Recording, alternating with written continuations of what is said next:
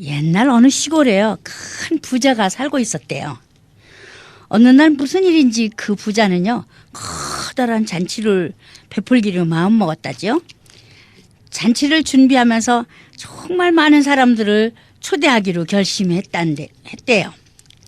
어지간히 잔치 준비가 되었을 무렵에 그 부자는 그 부리는 일꾼들을 시켜서 자기가 초대한 사람들을 불러오라고 시켰답니다. 자, 이제 잔치 준비가 다 되었으니 초대받은 이들을 빨리 모시고 오거라. 빨리 모시고 오시오. 이렇게 했다는 거죠. 그런데 웬일인지 초대된 사람들이 하나같이 올 생각을 하지 않은 거죠. 한 사람이 이렇게 말했대요. 내가 밭을 하나 사는데 그 시간이 마침 계약서를 써야 하는 시간이요. 미안합니다. 양해해 주시기 바랍니다. 이렇게 핑계를 대는 것이었대요. 또 다른 사람에게 찾아갔대요. 그 사람은 내가 결의소 5쌍을 샀는데 그것들을 시험하러 가는 길이요. 부디 양해해 주시기 바랍니다. 또 핑계를 대는 것이었죠. 그 결의소라는 말이요. 결의를 끄는 소라는 뜻으로 결의라는 말이 소 2마리가 끄는 쟁기라는 뜻이랍니다. 2마리의 소를 부려 밭을 가는 것을 결의소를 부린다고 한답니다. 텔레비전이나 사진을 통해서 2마리 소가 나란히 밭을 갈아 나가는 모습을 본 적이 있으시죠?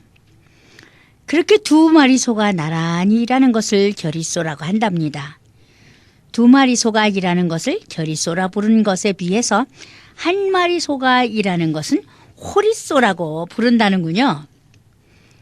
좋은 농기구가 많이 보급된 요즘은요. 웬만한 논밭은 대개 기계가 갈죠. 예전엔 대부분 짐승을 사용해서 갈았죠. 호리소와 결의소는 일하는 내용도 달라서 보통 때는 호리소를 부린 반면에 험한 밭을 갈 때나 밭을 깊이 갈아엎을 필요가 있을 때는요. 결의소를 부렸답니다. 그만큼 결의소가 하는 일은 고된 일이었다는 거죠. 결의소가 일을 할 때는 아무렇게나 하지 않았대죠. 일을 많이 해본 경험이 있는 소가 농부 쪽에서 보자면 오른쪽에 서고 일을 막 배우는 초보급소가 왼쪽에 선다네요. 오른쪽에 서는 일 잘하는 소를 안소라 부르고 왼쪽에 서서 안소를 따라 일하는 소를 마리소라 부른답니다. 안소를 따라 일을 하며 마리소는 자연스레 일하는 요령을 배워가겠죠. 경험이 많고 일 잘하는 안소는 동네에서도 귀에 누구나 알아주고 그만큼 대접도 후해서 마리소에 비해 먹을 것도 넉넉히 주어야 한다네요. 농부가 쟁기질을 할 때면 회초를 오른손에 잡는데 그것도 다 이유가 있어서랍니다. 오른쪽에서 일하는 안소가 제대로만 하면 마리소는 저절로 따라오기 때문이라네요. 못마땅해서가 아니라 오히려 미덥기 때문에 오른쪽 손에 회초리를 잡는 것이라네요. 이야기가 다른 것으로 흘렀습니다. 어쨌든 초청받은 사람들 중에 핑계가 결의소를 5쌍이나 샀다니 어지간히 부자였던 모양이죠. 그런 부자가 까짓거 남의 잔치에 무슨 그리 관심이 있었겠어요. 또 다른 사람은 핑계를 대기를 내가 이제 장가를 들었습니다. 아내를 새로 맞이하였으니 아내와 시간을 보내야 하지 않겠습니까? 아주 능청을 떨었다는 거죠. 이 친구 지금 같으면은요 새로 맞은 그 아내와 함께 참석을 했더라면 좋은 시간을 보낼 수 있지 않았을까 하는 생각 안 드세요? 아무튼 심부름을 나간 일꾼이 잔치집으로 돌아와서 주인에게 사정을 말했죠. 주인은 너무도 화가 났어요. 얼마나 황당했겠어요. 음식을 잔뜩 준비했는데 초청한 사람들이 하나도 안 왔으니 얼마나 황당했겠느냐고요. 그런 경험들 있으실 수도 있죠. 무슨 잔치 벌리고 무슨 일하고 손님 초대했는데 제 시간에 안 나타나면 왜 그렇게 초조하고 힘든지 모르잖아요. 그런데 우리나라 사람들은요 잔치를 얼마나 좋아하는지 몰라요. 잔치 종류가 혼인잔치, 축하잔치, 백일잔치, 돌잔치, 생일잔치, 회갑잔치, 칠순잔치, 팔순잔치 등등 정말 셀 수도 없는 여러 종류의 잔치가 있죠. 잔치라고 하면 우선 음식이 눈에 떠오르죠. 가난하던 시절 시골 동네 부잣집에 잔치가 벌어지면 온 동네 사람들이 잔치집으로 몰려가죠. 마당에 음식을 가득히 차려놓고 마음껏 나눕니다. 거기에 빠질 수 없는 그룹이 각설이들이잖아요. 부잣집 잔치라면 1년에 한 번 맛있는 음식을 마음껏 배불리 먹을 수 있는 유일한 기회이기도 한 거예요. 어렵던 시절에는 잔치를 자주 열 수가 없었겠죠. 각설이가 그 사정을 노래로 읊지요. 작년에 왔던 각설이 죽지도 않고 또 왔다고 그렇게 노래하잖아요. 이런 잔치는 아마도 주인의 생일잔치가 아니었나 그런 상상을 해봅니다. 아무튼 잔치라면 동네 멍멍이까지도 마음껏 지저대면서 즐거워하지요. 우리나라 사람들은요, 잔치를 너무 좋아해서 장례식까지도 무슨 파티하는 것처럼 잔치처럼 음식을 나누지요. 밤새껏 나눠요. 온 동네가 몸과 마음을 합해서 한 마음 한 뜻이 돼서 잔치를 치릅니다. 우리가 그것을 또 이름이 따로 있어요. 품앗이라고 말입니다. 사실 요즘 우리 이민 사회에서는요, 자주 일어나는 사건인데요. 계절마다 절기마다 여기저기서 잔치를 벌입니다. 생일잔치다, 회갑잔치다, 혼인잔치다, 또 음악회다 뭐 등등 아주 화려하고 멋진 잔치를 많이도 열어요. 그런데요, 초대한 손님들이 모이지를 않는 거예요. 준비한 음식은 물론 썰렁한 그 분위기는요, 준비한 주최 측 사람들의 마음을 어지간히 상하게 하지요. 성경에 나오는 부잣집 주인처럼 초대한 사람들이 나타나지 않아서 어지간히 마음을 태우기도 하지요. 저희 울타리 선교회도요, 잔치를 자주 엽니다. 찬양으로 감사 예배를 드리지요. 그때마다 손님을 초청하지만 초청된 손님들이 죽은 시 끔찍도 하지 않을 때가 있어요. 오직 무언가 순서를 맡은 사람들뿐, 그런 사람들만 모일 때가 좀 있어요.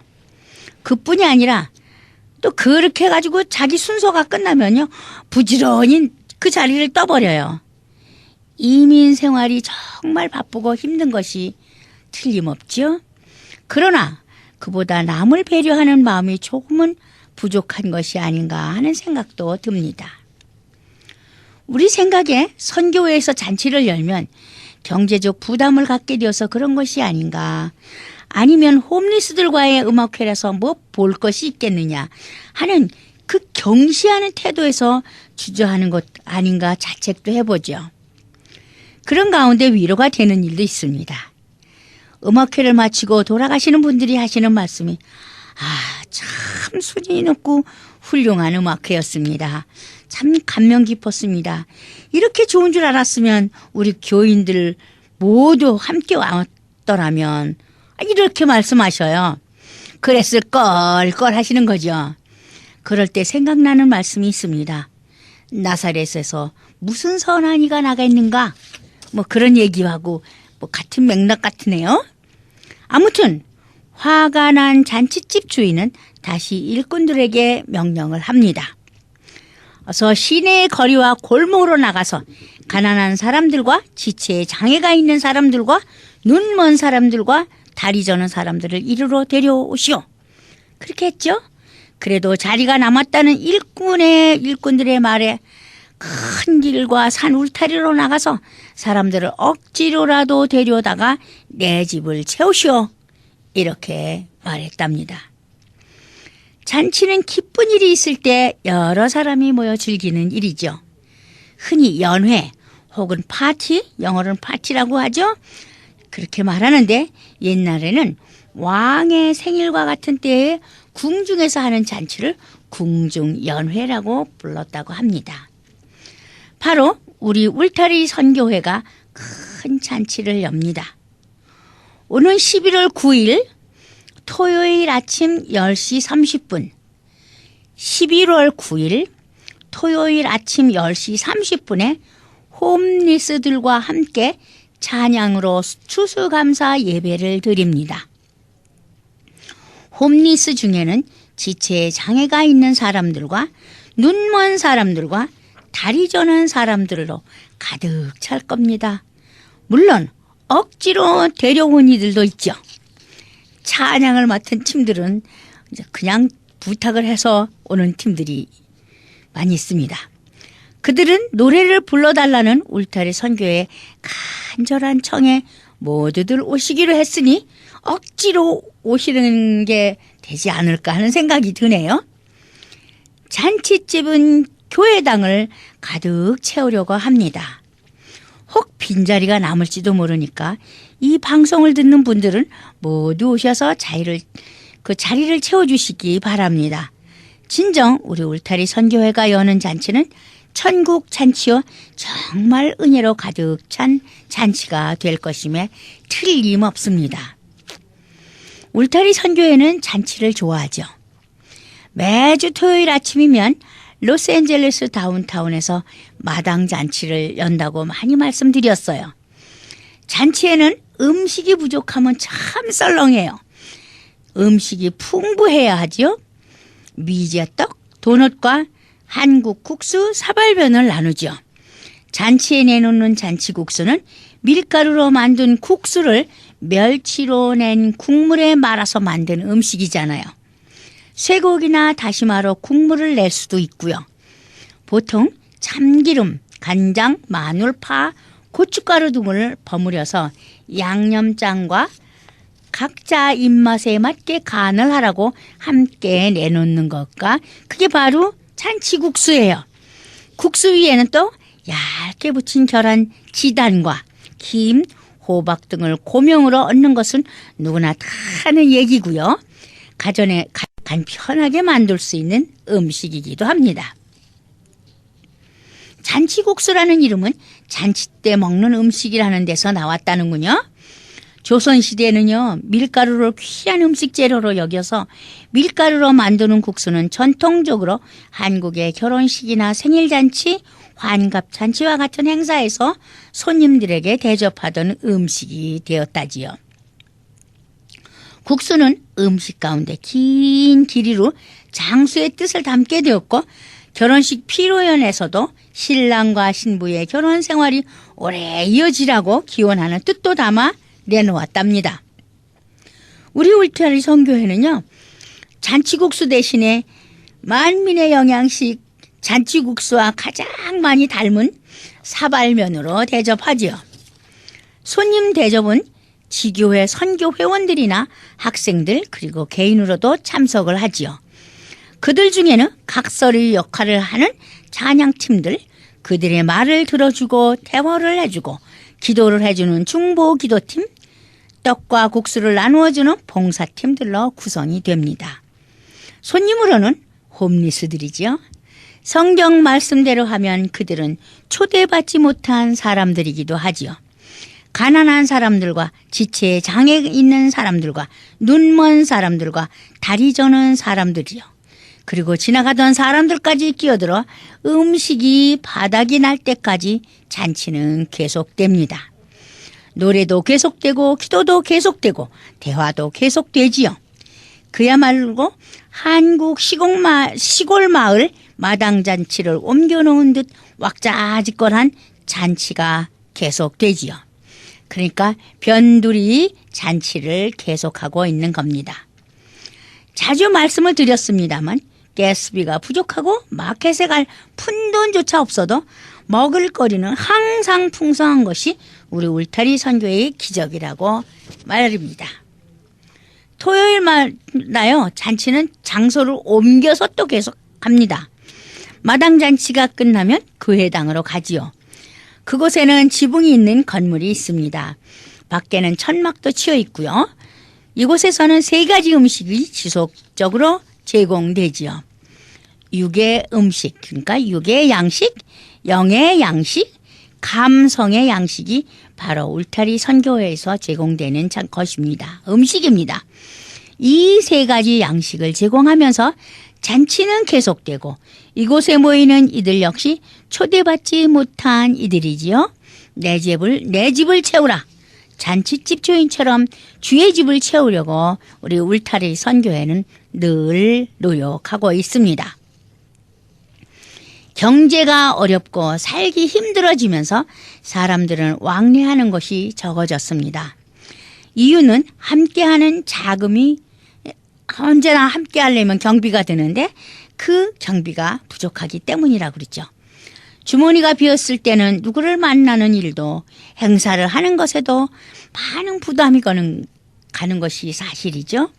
우리나라 사람들은 모이기를 좋아하고 나누기를 즐겨하는 민족입니다. 일을 하더라도 함께 하죠. 밭을 갈고 논을 메고 추수를 할 때도 함께 도우며 합니다. 김장을 할 때는 온 동네가 떠들썩하게 모여 일을 하지요. 그것을 품앗이라고 하죠. 서로 돕고 도와준다는 뜻이지요. 요즘 신문에 크게 기사가 났더라고요. 김치, 김장, 유네스코 인류 무형유산에 기재가 되어 이제 인증을 받으면 된다네요. 한국을 넘어 세계가 즐기는 음식인 김치, 그리고 우리 공동체 문화를 상징하는 김장, 그 김치와 김장이 유네스코 인류 무형유산에 오를 전망이랍니다. 문화재청은 23일 유네스코 인류 무형유산에 신청한 김치와 김장 문화가 유네스코 무형유산위원회 산하 심사보조기구로부터 등재 권고 판정을 받았다고 밝혔지요. 등재권과 그 판정은요, 사실상의 등재 결정이랍니다. 최종 결정은 오는 12월 아제르바이잔에서 열리는 유네스코 무형유산위원회에서 내려진다는군요. 등재가 확정되면 한국은 모두 16개의 인류 무형유산을 보유하게 된다네요. 그런데 언제부터인가 이런 아름다운 풍습이 사라지고 자신의 유익을 위한 계산적인 자리에만 참여하는 사회가 되어버렸지요. 그리고 품앗이 같은 것도 이제는 정말 찾기가 힘들어요. 왜냐하면 슈퍼마켓에 가면 다 있잖아요. 김치도 있고 떡도 있고 뭐 생활에 필요한 거는 돈만 있으면 뭐 얼마든지 살 수 있으니까 이제 뭐 사람들 모여서 왁자지껄 뭐 그런 거 그렇게 안 해도 된다는 거죠. 그러다 보니까 경조사에도 마찬가지라는 거예요. 우리 집 일에 누가 참여했는지를 보고 그러니까 초청했을 때 누가 왔나 또 추구임금은 얼마를 냈나 그거를 참조해서 왔던 사람한테는 가고 오지 않은 사람들한테는 뭐 까짓 거 나도 안 가지 이런 경우가 많다는 거죠. 참석해주는 그런 모임이 많아졌지만 또 참석 안 하는 경우도 많다는 거예요. 성경 속에도 참석하지 않았는데 요즘쯤이야 오죽하겠어요. 어디든지 행사를 치르면 얼마나 많이 모였는가가 관심사가 된 지금입니다. 그래서 많은 사람들을 동원하는 사람에게 은사가 있다고 말하지요. 그러나 은사 능력이라고 한다기보다는 사람들은 행사를 진행하는 주최 측이 얼마나 더 그게 누구냐가 관심 있고 또 거기에 모이는 거죠. 주최 측이 사람이 나와서 어떤 관계로 이어졌느냐가 주 관심사이기도 하고요. 그래서 힘이 있고 능력이 있는 곳에는 아직도 사람들이 많이 모인다고 합니다. 그러니까 줄서기를 잘하는 거죠. 그곳에는 자신을 나타낼 수 있는 영향이 얼마나 있느냐 아니면 앞으로 내가 그곳에 가서 나한테 돌아올 이득이 있느냐 없느냐를 따져서 간다는 겁니다. 아마 잔치에 가장 많은 인원을 동원한 사람이 누굴까요? 예수님 아닐까요? 그렇게 생각이 드네요. 예수님을 따르는 자들은 영육의 말씀도 주시지만 병든 자를 고치시고 문둥병자를 깨끗게 하시고 눈먼 자를 뜨게 하시고 중풍병자를 낫게 하시는 기적을 보이셨기에 모여든 사람들이 많았을 것 아니겠어요? 요즘도 병 고치는 은사가 있다는 곳에는 많은 사람들이 몰려드는 것을 보게 됩니다. 그러니까 하도 아픈 사람이 많으니까 그런 아픈 병을 고쳐주는 데가 있다. 그러면 사람이 모이는 거죠. 울타리 선교회에서 베푸는 거리에서의 마당잔치는 언제나 대성황이에요. 쉴 새 없이 구름대처럼 몰려드는 손님들이 있습니다. 미제떡과 한국 국수를 먹기 위한 자리거든요. 물론 정식으로 초청을 한 사람들은 아니죠. 그저 먹을 것을 얻을 수 있다는 곳이기에 몰려드는 거죠. 한국 속담에요. 하던 짓도 멍석을 깔면 멈춘다는 말이 있어요. 성경 속에 나오는 초대받은 인물들 하나같이 딴 핑계를 대고 불참했잖아요. 잔치는 사람들이 모이는 곳이고 무언가 나누는 곳이 잔치지요. 음식도 나누고 대화도 나누고 사랑도 나누고 나누는 곳이 곧 잔치라고 말할 수 있지 않을까요? 그런가 하면 잔치를 좋아하는 사람들은 성경 속 잔치에 모인 사람들만 해도 정상적인 사람들보다는 어렵고 힘들고 굶주리고 헐벗은 사람들이 모였지요. 예수님이 이런 사람들과 함께 베푸는 잔치를 좋아하셨잖아요. 그런 사람들과 함께 가르치시고 나누시던 예수님의 모습을 그려봅니다. 예수님은 화려하고 우아한 자리를 찾으셨던 분이 아니시지요. 누추하고 초라하고 어딘가 부족한 곳에 계셨듯이 지금의 예수님도 그런 자리에 계시지 않을까요? 높고 높은 하늘나라에만 계신 분이 아니시고 지금 우리 곁에 계시는 분이지요. 우리 울타리 선교회의 우리 스태프들은 정말 예수님을 닮아가려고 얼마나 노력하는지 모릅니다. 물론 또 자원봉사자로 와서 일하시는 우리 많은 분들이 계셔요. 정년 퇴직을 하시고 그 나머지 여생을 좋은 일에 몸바치시는 우리 목사님도 계시고 장로님도 계시고 집사님도 계시고 이런 분들이 얼마나 열심히 일을 하고 있는지 모릅니다. 우리가 정말 대접할 수 있는 일이 없다 하더라도 열심히 예수님을 닮아가는 우리가 울타리 선교회가 아닐까 이렇게 또 자부해 보기도 합니다. 우리 울타리 선교회가 열고 있는 노숙자들과 함께 찬양으로 추수감사 예배에 주님은 우리와 함께 계시리라고 확신합니다. 예수님을 만나보고 싶지 않으세요? 홈리스들 냄새나서 싫으시다고요? 아니 그럼 골프 치러 가신다고요? 약속이 있으시다고요? 어머 예수님이 기다리실 텐데 그거 취소하고 오시면 안 될까요? 여러분 우리 노숙자들과 함께 찬양으로 추수감사 예배에 여러분을 초대합니다. 어디 약속이 있으시면 취소하고라도 오시면 얼마나 좋을까요? 오는 11월 9일 아침 10시 30분 우리 42가하고 웨스턴에 있는 울타리 선교교회로 오시면 저희들이 점심도 음악도 모든 잔치를 정말 잘 준비하고 있을 터이니 여러분들 자리를 꽉 메꿔주시기 바랍니다. 안녕히 계십시오. 다음 주에 뵙겠습니다.